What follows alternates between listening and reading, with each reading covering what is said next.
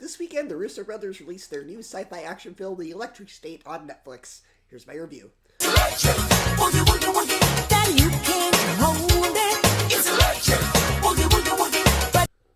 Well, it looks like outside of the MCU, the Russo Brothers just can't manage to make a good movie. The aesthetic of the world is interesting, and the world of the film could be more intriguing if the movie's world building wasn't so rushed. There's a lot of exposition in the first 15 minutes, and it's all told rather than shown. There could be some cool ideas here about an alternate 1990s where robots have risen up against the humans and we're at war, even though that premise has been done to death, but everything about this movie feels very safe. Though the film has huge stars such as Chris Pratt, Millie Bobby Brown, Giancarlo Esposito, and Ke Huy Quan, they all feel very typecast. Pratt is basically Star-Lord again, Esposito is the same type of villain he plays in everything else, even Ke Huy Quan's character feels just like Data from the Goonies as an adult.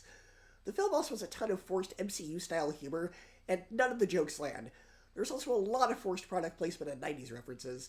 It's like the Pepsi product placement from Madame Web, the Olive Garden product placement from Sonic the Hedgehog, and all the 90s references from Captain Marvel were taken as inspiration. I feel like this was a movie that had a lot of studio interference.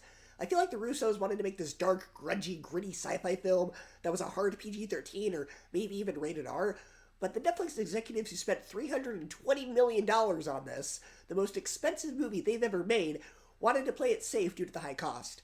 As a result, the film feels incredibly generic, almost like it was found in a scrapyard and pieced back together, even if the parts don't necessarily fit.